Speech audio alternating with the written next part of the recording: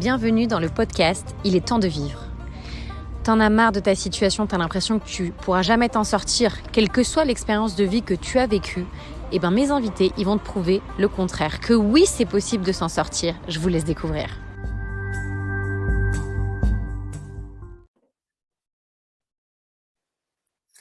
Bonjour à tous, j'espère que vous allez bien et bienvenue sur le podcast « Il est temps de vivre ». Merci Élodie, c'est un honneur pour moi de te recevoir sur ce podcast. Avec grand plaisir, merci Audrey. Alors, j'avais à cœur de t'interviewer de par l'histoire que tu as vécue parce que je pense que ça parlera à beaucoup plus de parents qu'on ne le pense. Et de deux, parce que j'aime bien aussi partager des gens qui ont impacté ma vie. Et toi, tu l'as impacté d'une manière très simple, qui paraît tellement évidente, mais qui en fait, aujourd'hui, j'ai pris conscience qu'elle était tellement éloignée de ma réalité, c'est de nous ramener dans notre corps, de juste ramener les choses au corps. Et en fait, aujourd'hui, j'ai eu vraiment cette prise de conscience suite à quelque chose que j'ai vécu, où une personne qu'on a en commun, que tu commun, m'a dit fais les techniques de respi, de machin. Et en fait, moi, j'étais dans le mental. J'étais absolument pas dans le corps. Et je me suis dit, bah alors, pas du tout. Donc, pour ceux qui ne te connaissent pas, est-ce que tu peux te présenter rapidement? Oui, merci beaucoup Audrey. Ça me fait chaud au cœur. Quelle intro, dis donc. Donc, moi, je m'appelle Élodie. J'ai 37 ans. Je suis une maman de 2 enfants de 5 et 9 ans. On est nomade au Mexique, donc on voyage. Et je suis aussi thérapeute corporelle, effectivement, comme tu l'as dit, et énergéticienne. Et j'ai créé évidemment tout un écosystème en fait dédié aux entrepreneurs pour aviser d'avoir un impact sur l'harmonie familiale. Et puis, comme tu l'as dit, en fait, de plus largement que pouvoir aider nos enfants à grandir libres, heureux, épanouis et conscients de leur corps, puisque c'est vraiment ce qui m'intéresse. Et donc, du coup, comme je sais que c'est quelque chose dont tu parles, est-ce que tu peux nous dire un petit peu plus ce que tu as vécu et ce qui fait qu'aujourd'hui, je t'interviewe dans ce podcast et que je considère que tu es un véritable exemple? Oui, alors un exemple, je ne sais pas, mais je pense que ça parlera à beaucoup de parents.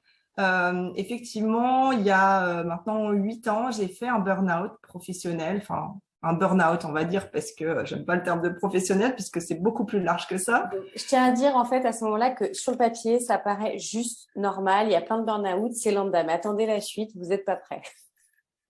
C'est ça. Et en même temps que j'ai fait un burn-out, puisque c'était un peu light, hein, le burn-out. Donc, la vie s'est dit, ouais, on va lui en rajouter une couche parce que sinon, de toute façon, elle va rien comprendre. À l'époque, j'étais complètement coupée de mon corps. Je travaillais dans un gros cabinet d'audit, un des plus gros cabinets d'audit du Luxembourg. Donc, rien à voir avec ce que je fais aujourd'hui. Et quelques semaines après mon arrêt, ma fille est tombée malade. Et tout simplement, elle a failli mourir pendant les fêtes de Noël. Ça fait très cliché de film, de série. Mais c'est vraiment comme ça que ça s'est passé. Le 23 décembre, elle était livide, elle bougeait presque plus, direction l'hôpital. Et là, on t'explique, vous savez qu'on va faire ce qu'on peut avec le tact médical qu'il peut y avoir à ce moment-là, qui parlera peut-être à des parents qui ont eu affaire au personnel médical qui n'a pas toujours le tact avec les parents, qui m'ont dit, vous savez, on va faire ce qu'on peut, mais c'est pas sûr qu'elle en ressorte. Hein. Voilà. Magique. 23 décembre, moi, le ciel me tombe sur la tête, je ne comprends pas ce qui m'arrive. D'ailleurs, au début, j'étais en plein déni parce que, chose très basique, je me disais, mais non, c'est pas possible, c'est Noël demain. Donc, tu dis, quel est le rapport? Aucun rapport. Mais dans ma tête, ce n'est pas possible parce que c'est Noël et puis il y a toute la famille de nos 2 côtés qui est arrivée. Déjà, il y a ma mère à la maison. Alors, en plus, ma mère et ma belle-mère en autogestion à la maison, tu vois. Ça n'existe pas, ça n'existe que dans les films. Donc, du coup, dans les films. Par rapport à cette situation, à quel moment tu as choisi de reprendre le pouvoir, de plus subir ça? Et ça te parlera ou pas, parce que je sais que ça ne parle pas à tout le monde, donc c'est pour ça que je vous pose la question, de sortir en gros de la position de victime. Tu nous expliques bien le déni. Est-ce que tu tombes à un moment dans cette position de victime où tu subis vraiment le truc? Ou voilà, à quel moment tu choisis de reprendre le pouvoir?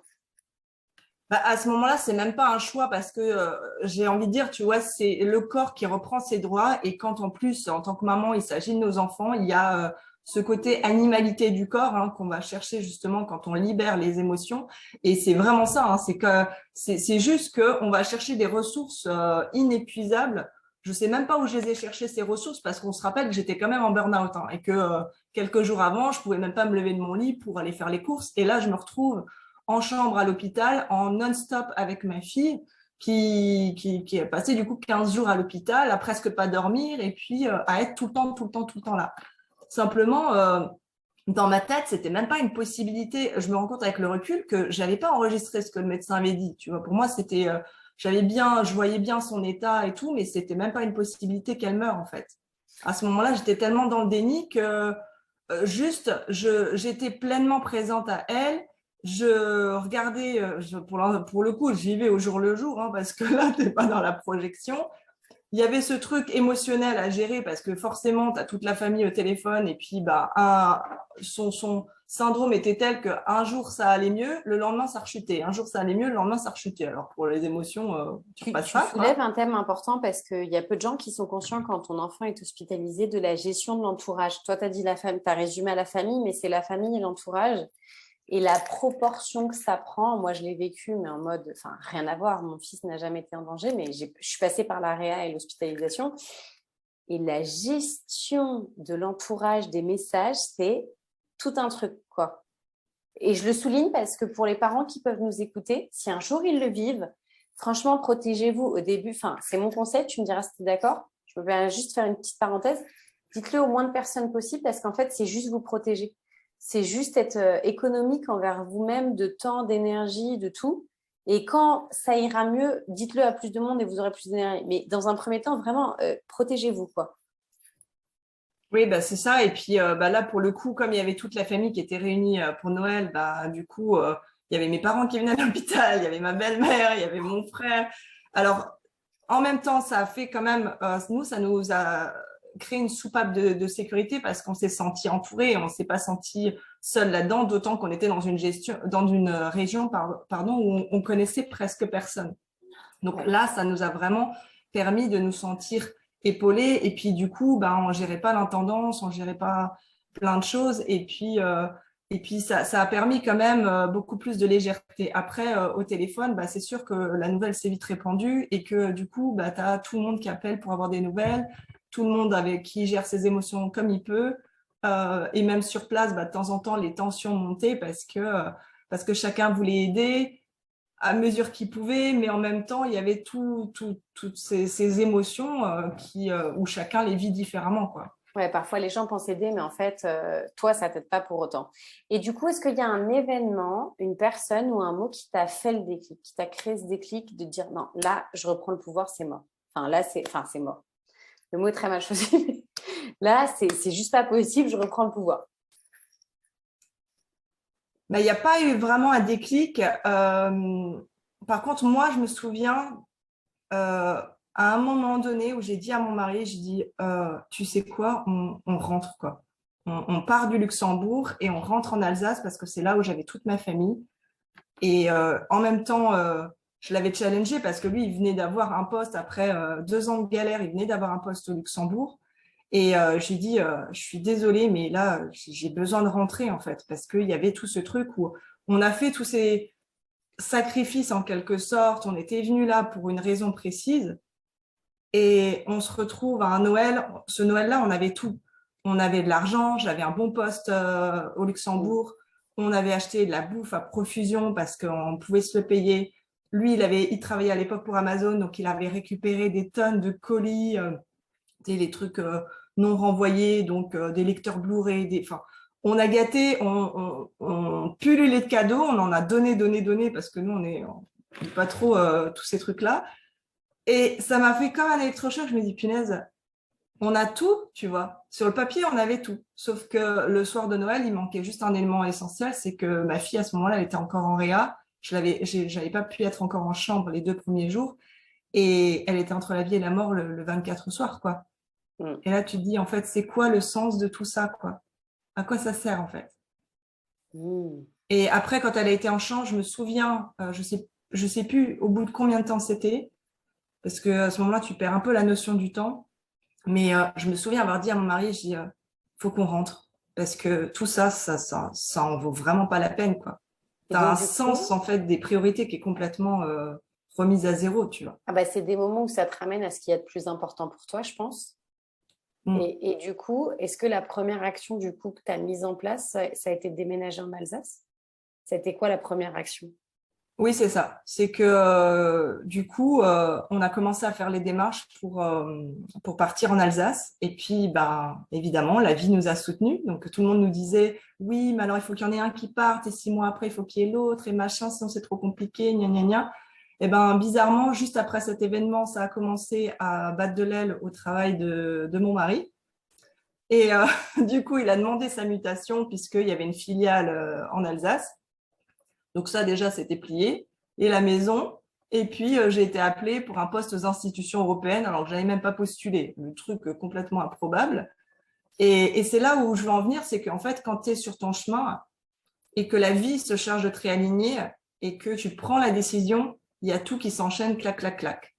Et une semaine avant la rentrée, on avait une crèche pour Maëva, alors que c'était improbable à souhait, tu vois. Tout s'est enchaîné en un laps de temps Donc, du hyper coup, rapide, tu vois.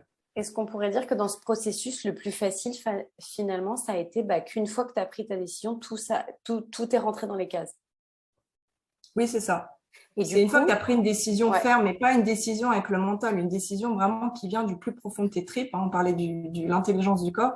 C'est vraiment une décision où tu le sens dans ton ventre, en fait, mm, où des fois, ça a aucune raison. La raison a rien à voir là-dedans. De l'extérieur, il y a des fois des gens qui comprennent pas ce que tu fais, mais toi, tu sais qu'il faut que tu le fasses. Et à partir du moment où tu prends cette décision ferme, et ça s'est répété plusieurs fois dans ma vie, ce processus, et ben, la vie s'est chargée d'amener ce qu'il fallait pour que ça se réalise, quoi. et donc, dans ce processus, celui dont on parle, hein, de l'événement avec ta fille, ça a été quoi le plus difficile? Le plus difficile, ça a été l'après, parce que bah, une fois qu'elle était sortie d'affaires, disons que mon corps s'est mis en survie en fait pendant tout ce laps de temps pour que je tienne pour elle, Mhm. pour que vraiment je sois allée puiser mes ressources, mais d'outre-terre, je ne sais pas où, puisque j'étais quand même en burn-out juste avant. Mais par contre, à partir du moment où elle était en sécurité, qu'elle était en santé, qu'elle était sortie d'affaires, et ben moi je me suis écroulée quoi. Mhm. Et du coup, ça a été de gérer l'après parce que bah, comme ça venait d'une bactérie alimentaire, c'était le stress de savoir, OK, mais qu'est-ce qu'on lui donne à manger, comment on fait, machin. Personne ne nous a, on n'a jamais su d'où ça venait vraiment. Donc, des tas de questions de choses normales ou qui ne l'étaient plus, en fait. Et puis, c'est pas Mhm. évident de reprendre le cours de sa vie parce que elle, une fois passé ce truc-là, c'était Comme si de toute rien n'était. pimpante et tout. Et toi, tu es là, tu regardes le truc et tu dis, on a vraiment vécu les 15 jours qu'on vient de vivre ou comment ça se passe, tu Je vois? sais pas si tu l'as vécu comme moi. Moi, c'était différent comme situation, mais j'avais un peu, tu sais, les premiers jours après, les premières semaines après la réelle hospitalisation, tu as l'impression d'être un peu spectateur parce qu'en fait, je sais pas si toi, ça t'a fait la même chose, enfin, je trouve pas le mot, tu es en alerte permanence Oui. d'un appel, d'un truc, d'un signe bizarre, T'es une espèce de, tu sais, de parenthèse dans ta vie où tu respires sans respirer et où tu es en alerte. Je sais pas si ça t'a fait pareil. Bah oui, c'est ça, parce qu'en fait, tu te demandes si ce que tu fais c'est bien, est-ce que ça va recommencer, est-ce que plein de choses. Et puis après, on a eu les contrôles réguliers, hein, parce que elle a quand même eu une insuffisance rénale, elle a été anémiée. Elle a été, comment dire, elle a eu des transfusions sanguines. Enfin, c'était la totale, quoi. Donc après, il y a un suivi qui est drastique, quoi. Et en plus de ça, le suivi, bah, elle le vivait super mal. Forcément, à Mhm. l'hôpital, il a fallu la tenir pour X prises de sang. Enfin, je veux Mhm. dire, un bébé de 18 mois pour trouver les veines, tu peux y aller. Donc Ça me parle. après, tu dois T'as le gérer droit à la aussi prise de sang l'après. dans la tête? C'est Je ça, sors. tu vois. Tu dois aussi gérer l'après parce que ben, ce truc s'est passé. OK, d'apparence, tout va bien, mais il y a quand même à chaque fois les contrôles réguliers. Et la première année, c'était très régulier pour être sûr bah, que le rein repartait bien, qu'il n'y avait pas de séquelles, quoi. Est-ce que tu dirais du coup, parce que c'est ce que j'ai entendu, mais peut-être que tu vas me dire autre chose, que ton pire souvenir, ce serait l'après, ou la période où tu as le plus subi, ce serait l'après, ou il y a autre chose qui a été encore pire que ça? Non, c'est juste que, disons que elle, d'apparence, comme ça, quand tu la vois, tout va bien, et tu as quand même à gérer l'après. Mais je dirais que le pire, c'était pendant, évidemment, c'était pas Mhm. l'après, quoi. Ouais, c'est le pendant. Après, Quand tu sais ça pas te ce paraît quand moment. même light parce que au fur et à mesure, tu te rends bien compte que chaque prise de sang est normale. Donc, du coup, tu te dis, bon, voilà, j'ai pas une nature en plus à surangoisser, tu vois, à aller aux urgences pour n'importe quoi. Déjà avant tout, j'étais pas du tout de nature angoissée. Donc, cette partie, ça allait, mais tu as quand même ça à gérer, tu vois. Et t'es quand même en attente de savoir si tout va bien ou si on va t'annoncer un pépin, quoi.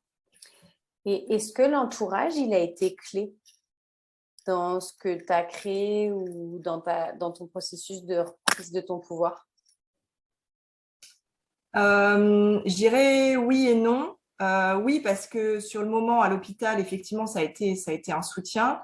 Oui, parce que c'est grâce à ma mère qu'à un moment donné, elle m'a dit, mais parce qu'elle sentait que même encore après, j'étais un peu dans le déni, genre, ouais, non, mais c'est pas très grave en fait ce qui est arrivé, tu vois. Je minimisais le truc parce que c'était plus facile de l'accepter que d'accepter qu'elle avait failli mourir, quoi, évidemment.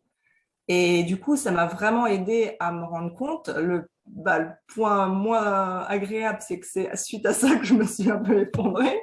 Mais il y avait besoin de ça parce que sinon, en fait, tu vois, c'est comme nier un choc post-traumatique ou ça aurait été là de toute façon. Alors évidemment, de toute façon, il y avait quand même une partie que j'ai dû nettoyer plus tard dans le corps parce que forcément, le corps avait imprimé tout ça. Mais et par contre, ce qui était lourd, c'est de gérer l'angoisse d'après. Parce que je me souviens qu'en sortant de l'hôpital, tu vois, pour voilà, une bouffée d'oxygène et fêter ça, on était allé au restaurant avec ma belle-mère et du coup mon mari et ma fille. Et en fait, je me suis pris des réflexions comme pas possible parce que, parce que juste la petite, elle mangeait des frites, tu vois. Non, mais elle vient de passer par Ouais.